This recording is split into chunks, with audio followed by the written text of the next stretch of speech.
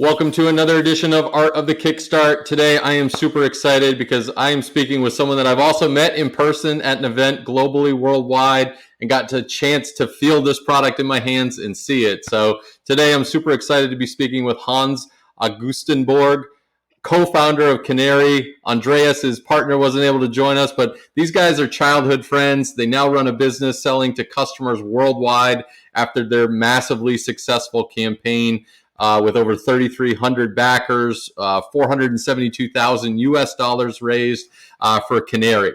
So without further ado, Hans, thank you so much for joining us today on Art of the Kickstart.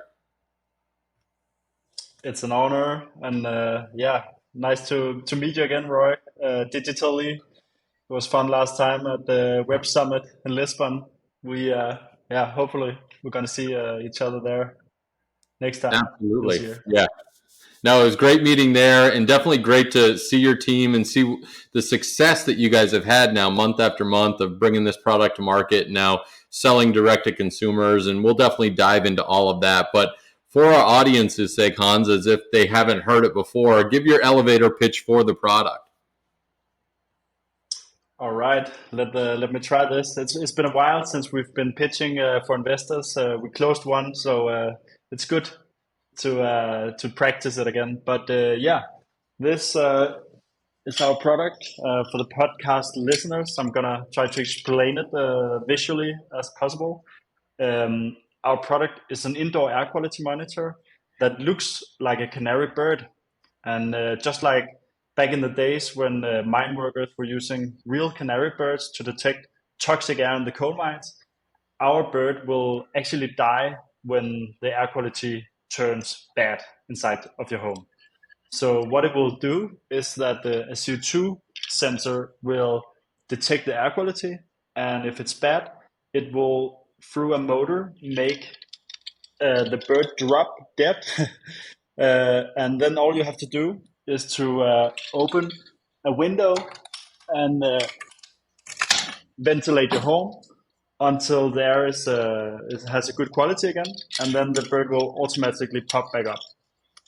Simple as that.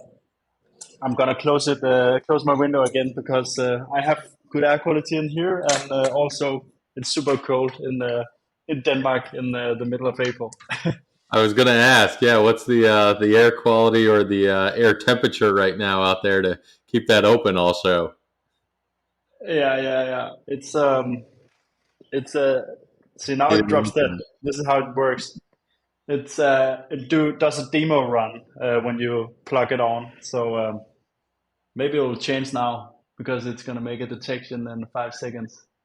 Oh, Amazing. it's actually bad because I'm sitting here talking with you and polluting a lot of CO2 out of my mouth. Making you pollute your home. This is not good. Well, So listen, I think it's really amazing the technology and obviously what you've built. And I think, during COVID, right, all of us were working from home, still working from home, and just had no idea how bad air quality can be, let alone in an office environment, even there. But there you have more flow, right? You have a front door that's kind of open and closing. There's air coming in the house. Usually, most of us, especially during the winters, aren't opening our doors or even aware, visually of such things are happening inside of our house. And then we're getting sick. We're having all these other health issues from it. So the innovation absolutely solves a problem. Jump back in time to when you and your childhood best friend kind of came up with this idea and how that evolved into what it is now. yeah, me and Andreas, we grew up together, and we always had fun with just like yeah, going on with ideas with each other and see if we can innovate something that hasn't already been done. And one issue that I was pretty aware of was the indoor air quality problem because my dad, he was just super focused on it. My dad is an architect, and he's also kind of engineer, like technical guy, and he just knew that it was a big problem. So I was kind of raised with like, hey, open the window and the doors every morning, every evening. But as a child, I didn't really understand the importance of it, and I think the main reason was because this problem is invisible.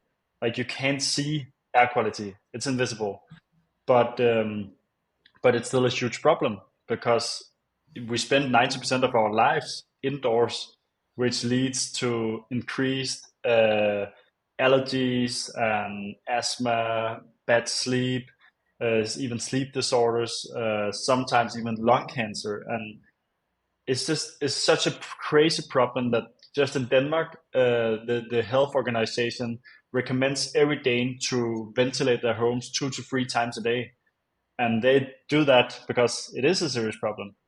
And I got pretty. I think it was interesting that it was an invisible problem, and because I have a creative background and works supervisually, I thought like, let's create a visible solution for this invisible problem. And then I start digging into like visual symbols of air quality, and I thought about, like, maybe we'll do a device that will blink red when you need to do something. But it didn't really strike me as super original or super like not like a motivational nudge. So I came across the Canary in the coal mine, Hmm. and thought like, oh, this is actually something that a lot of people. It's a reference that a lot of people know about, and at the same time, it was something that we could mimic with a motor and a CO2 sensor, and make an actually a powerful analog product out of.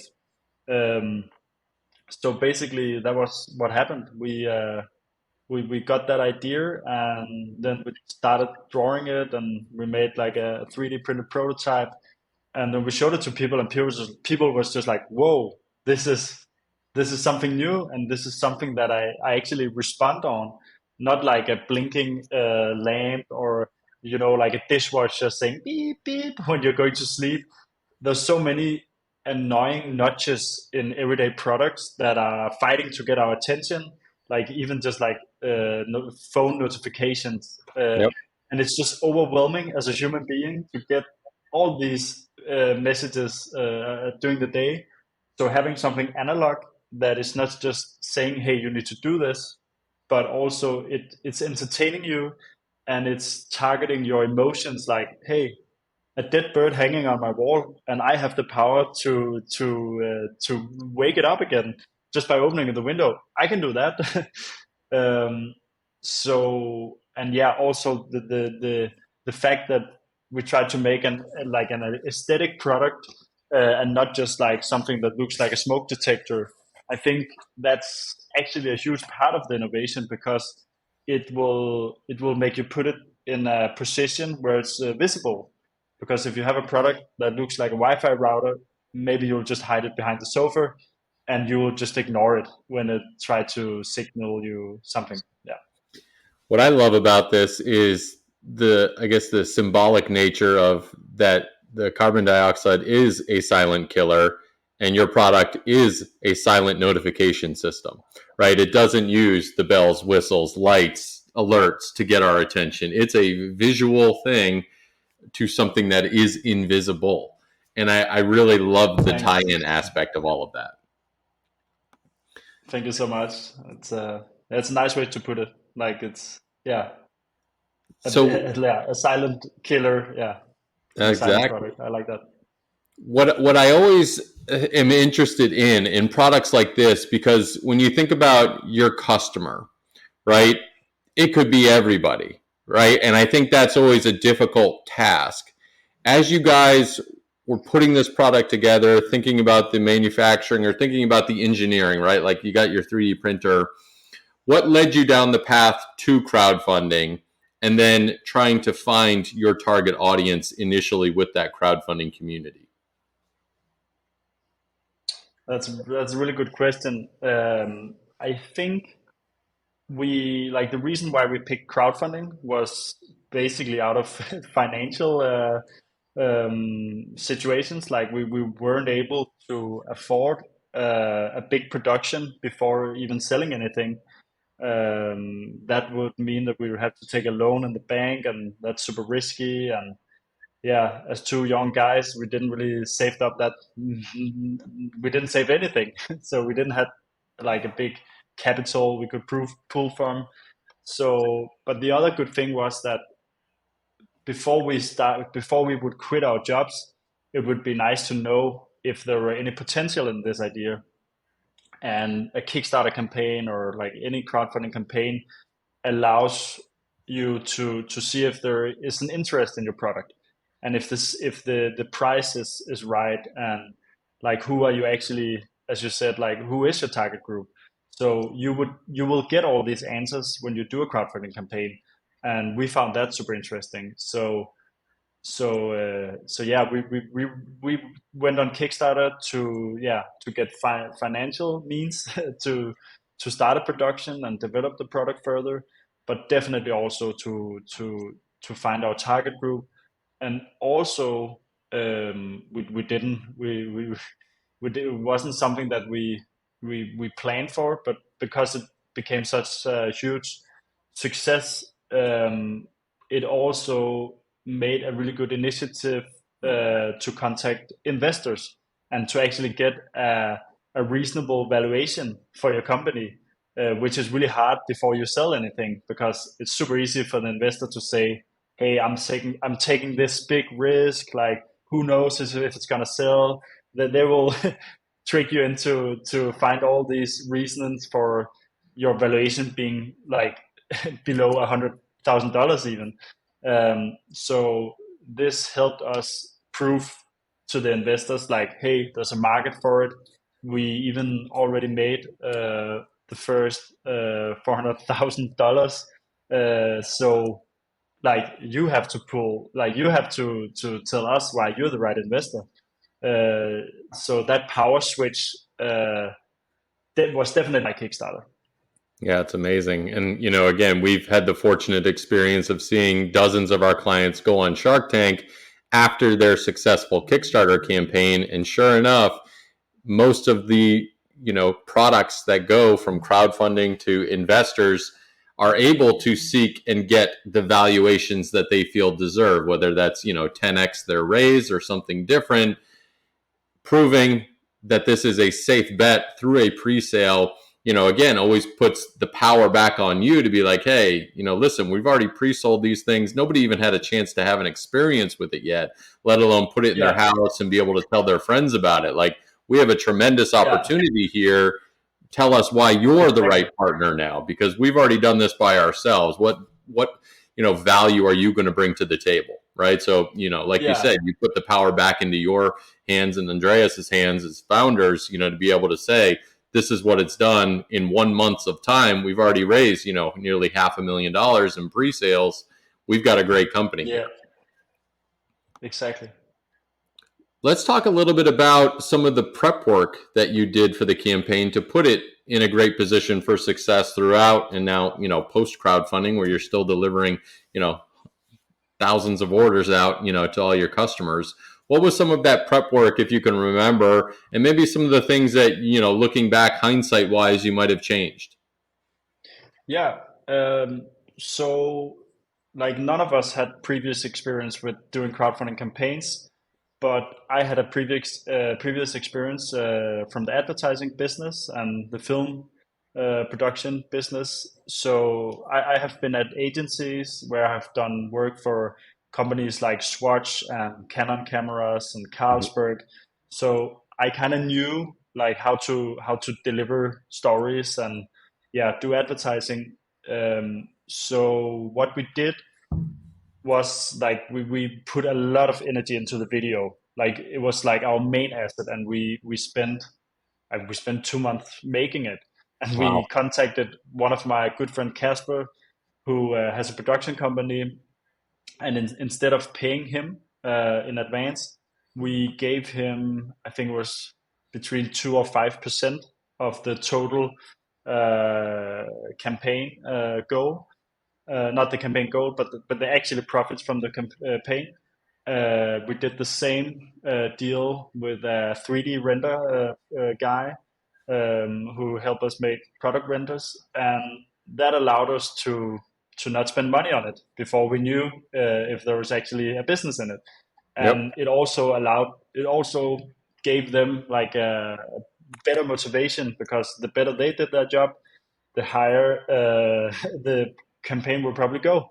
Yeah. So I would definitely recommend people to do that, because then the people you're working with, they will not count the hours they spend on the product.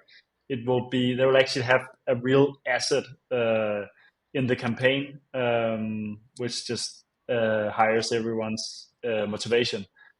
So yeah, and you asked what I would have done That's a better if I great, knew. yeah, no, but that's a great nugget for Yeah, everyone out there too, right? Like if you're short on funding and there are people that not only believe in the product, but believe in you and the business that you're building, a lot of people will do this on sweat equity, right? They'll be like, okay, yeah, pay me a percentage of what it raises or, what you end up netting. And, again, it's an opportunity to at least have that discussion because we're all bootstrapping it, right? Like you're launching this thing exactly. with limited funding, friends, family, or whatever's in your savings to Yeah, bring this amazing idea to market. You want people that are going to be on the same boat, rowing in the same direction as you, and exactly. want to see the success together. So I think that's a Yeah, great nugget for everybody that's out there. There are alternative ways of finding folks that are willing to do things for percentages of the campaign yeah, raise, not again like you had said, counting hours and worrying about how much time they spent on it. exactly. You get the best energy and effort and output from folks when they know they are going alongside you to make this thing a success Exactly. together. When they're fully invested, and I think, and I'm not trying to become to I hope I don't gonna sound like an Don Draper guy, but it's hard to put a price on people who are that invested, because you're not putting a price on it. The price is gonna tell after everyone put their job in, Yep. and yeah, that's a beautiful thing about it.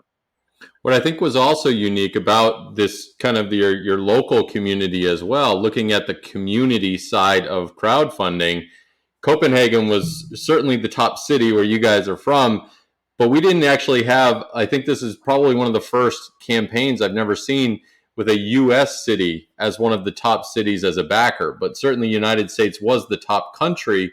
But you had backers coming from all over Europe and all over the world coming into this, which was really unique with, an average about a third of the backers, still coming from, being brand new backers, which is always great, right? Bringing more people Yeah, into crowdfunding and understanding how new innovations and ideas are getting launched and funding them and going through that process. But it looks like you had a great community that was ready to go, not only within your local community, but Europe, if you will, as being a greater community.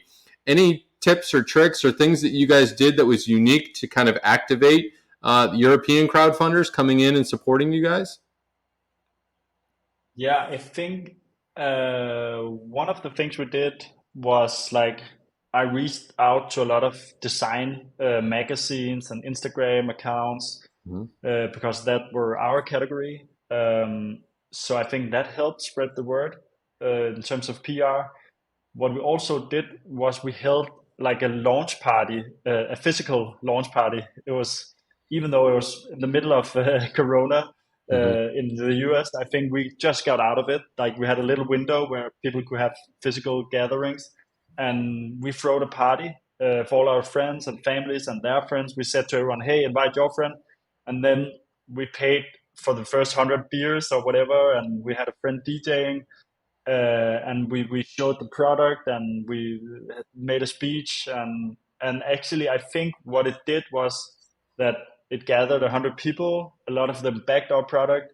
A lot of them went to different events and talked with friends about our product, and then I think it actually spread the word in a way that you don't see digitally. Yep. um, a lot of them, they posted pictures and they would share it on, like, they somehow they felt more invested in our mission and wanted to help us because they saw it live. And we had a bit of hesitations before doing the event, because we thought, like, how embarrassing would it be if we do this party and then we'll just see on the screen, like, oh, $0 collected, like, this is a major crisis. But we, yeah, you have to go for it. You have to go all in, and that was what we did. I think that's really good because again, you're taking an offline action, having beers, being able to talk, show people the product. It exists. It's real. We're real. It's coming to market. And then again, I think that one of the things that a lot of people miss is just the value of a share, sharing it on your social platforms. That can bring in more money than just going and backing and supporting it at a $5 level and just giving the high five, or the $1 pledge of support to follow along with the updates. If you can't afford the product, the social share itself brings in money. So I don't Yeah, think enough people activate that within their crowd or their local community to just be like, hey, just no, share this. exactly. That's all we need. Yeah, and also, yeah, and that's, I think there's a big difference between like what do you say, like just like a regular person sharing it on their personal page compared to a professional crowdfunding magazine sharing it on their page, because Facebook algorithms, they can definitely track like, oh, this is a commercial activity, will lower the reach. Yep. Otherwise, you'll have to pay for it. So activating normal people with organic reaches that could actually go up to a couple of thousand of people, that has a big value. Um, yeah. Talk to me about some of that experience with your backers during the campaign and post crowdfunding campaign. How did that go? How did you guys manage all of that? And did you get any insights from them to shift maybe what version 2.0 looks like? Or come again, like how we used our community to develop the product, or Or just managing any of their feedback that they had during the campaign or after the campaign once they got yeah. product? So I mean, luckily, a lot of people were just like, "This is it. We love it. Don't do anything." And thanks for not doing an app with it. Thanks for keeping it Yeah. so simple and dumbed down. But one thing we did though was the we changed the charging port from mini USB to USB-C, because a lot of people say like, "Hey, just make it future proof Yeah. and go USB-C already." And we were like, yeah, that's an obvious one. Why didn't we think of that? Yep. So small things like that. And some people mentioned like, hey, it would be cool if we could change the color. And we still haven't done that because we really want to keep it yellow because it has the symbolic value. Yep. But we made the construction in a way so we are actually allowed to change the bird super easy. Yep. And this allows us to do different colors or a collab, or if this fragile bird will break, we can actually swap it out, and that's also good in terms of sustainability. So and that was also because of the community. So yeah. Amazing. So, with all of the things that went through the campaign and your tremendous success that you guys are having now, what's a tip for all of the other creators that are out there? I mean, you guys raised over 3.2 million Danish krones, right, with this crowdfunding campaign. What's something that you would recommend to our listeners or people that just need a kick in the butt to kind of get their idea off the ground? Yeah, I would say do the Kickstarter film when your product are 80% finished. I think a lot of people go wrong with like developing the product forever and ever, Mhm. because you'll never be a natural stop. You eventually you will have to put it out in public and see how people receive it. And the quicker you do it, the quicker you can implement and update small things. So don't be afraid to put it out there. And yeah, we also did an Instagram, I think half a year before the Kickstarter, so it was kind of public. We're just sharing it with friends and testing ads, like pre-campaigning. So yeah, the biggest advice would just be to yeah, publish it before it's ready. When it's 80% done, then it's ready for the public, I would say. Amazing. Well, Hans, this is going to get us into our launch round where I'm going to rapid fire a handful of questions at you. You good to go? Yeah, I will actually just give me 2 seconds, then I'll go into another room. My girlfriend started cooking up some dinner. Oh, So that sounds lovely. yeah. Maybe the air Okay, quality is going to be better in there for you, so you can focus. exactly. It seems good here All right, in the living room. All right. So yeah, I'm ready. let's do this. All right. So, what inspired you to be an entrepreneur?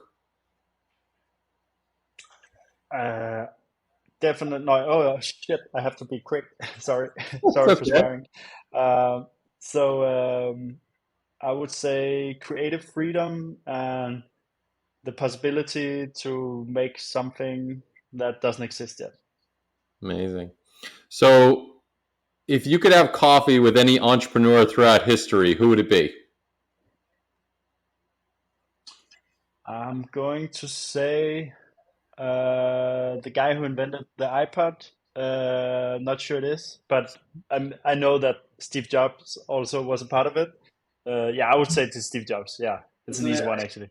I think it was this guy, right? Tony Fidel with Build. Ah, that's right. That's right. I That's was right. I gifted think it this was by a Web another Summit also. entrepreneur. I haven't read it yet.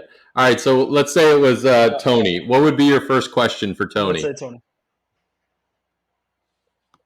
Probably some of the questions that you asked me today, but maybe I'm super not prepared for that, but that's kind of part of it.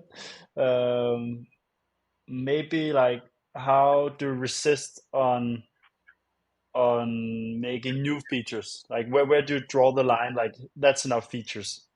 The next features will be in 2.0 version. That would be a question I would ask. Nice. Where do you Yeah. pull the line? Feedback, always good. What advice would you give to a new inventor who's looking to launch their product? Test it on people that you don't know, and listen to their honest answers. And I made I made a lot of projects in the past, creative projects, not like super business, but also just like films or funny ideas. And I always shared them on Instagram and Facebook. And when I shared Canary, I could just see like people, like 30 of my friends shared it to their friends. And so I think that the more you are open about your ideas, the better you are to actually compare them and see how good of an idea it is. Because I could definitely feel, whoa, people has an exceptional love for this project. That has to mean something. Um, You dropped a so great yeah, nugget. share it. Yeah, that was a great nugget in the beginning Good. is talk to people that aren't your friends and family, right? Because they're maybe not even your customer, right? So getting critical feedback from people that you don't have a relationship with, solid nugget there. What are That's the gonna be a top what consumer are the brand. top three skills that you think every entrepreneur needs to be successful? To not be a perfectionist, because it's never gonna get perfect. There are always gonna be some problem with the production line or the sales not going perfectly or investors not coming through or financial crisis. Like there's so many things that's out of your control. So I think the ability to be okay with not having control all the time is probably the greatest skill you can have. And to yeah to be able to pull out of it and say like, oh, it's 5 o'clock now, I have to do something else, and I will go back to the ship tomorrow morning, because otherwise you're gonna burn out. I think that's the most important skill. Amazing. Where do you see yourself in 3 years? I see myself with financial freedom and the opportunity to do any creative project that I really want, and not having to think about the bills. But I mean, I think we'll have to say 10 years before that's realistic. But no, I think where I'm at now is I'm super grateful for where I'm at now. Running a business with my best friend, and we can actually pay ourselves salaries. Our girlfriend haven't left us yet, so what more can you ask for? I think that's a pretty sweet place to be. Absolutely. Yeah. Absolutely. All right, last question, Hans, in the rapid fire round. And again, you've run such a successful campaign. I'm really interested to hear your take on what does the future of crowdfunding look like? I think equity crowdfunding is interesting. I haven't looked too much into it, but I think I think just like more smooth framework. I remember like when we did Kickstarter, we needed like you need a new company to collect all the addresses. I can't even remember the name for it, but you know, there's so many steps in the administration of Yep. it. And it's kind of a jungle when you do it the first time. So maybe like a more tight framework within the platforms, whether it's Kickstarter, Indiegogo, or whatever. Like just like a total solution because there's so many third parties, and they're super helpful. But yeah, the more easy it would be to find the right partners. That would be a nice update for the crowdfunding community, I think. Amazing. Um, I agree. Hopefully, it's coming soon. We shall see. yeah, I guess Eventies have something in the pipeline. We'll find out soon. And we can't say more. Well, Hans, this has been amazing. This is your opportunity to give our audience your pitch, tell people what you're all about, where they should go, and why they should go buy a canary. Yeah, so I think unlike many other gadgets and products these days, our products actually give you an opportunity to improve your indoor air quality and thereby your health, which is yeah, pretty fundamental. So if I were you, I would buy an aesthetic indoor air quality monitor like our Canary. And the good thing is that we have a coupon, so you can go to our website and order a Canary anywhere you live. We have free shipping worldwide. Just use the code ROY25, ROY25. Then you're gonna get 25% discount, and the code is gonna last a month. So don't be hesitant. Absolutely. Yeah, Well, Hans, thank you so much for offering to coupon and discount this product for our amazing audience of out course, there. of Make sure you go course. check out Canary and the product itself.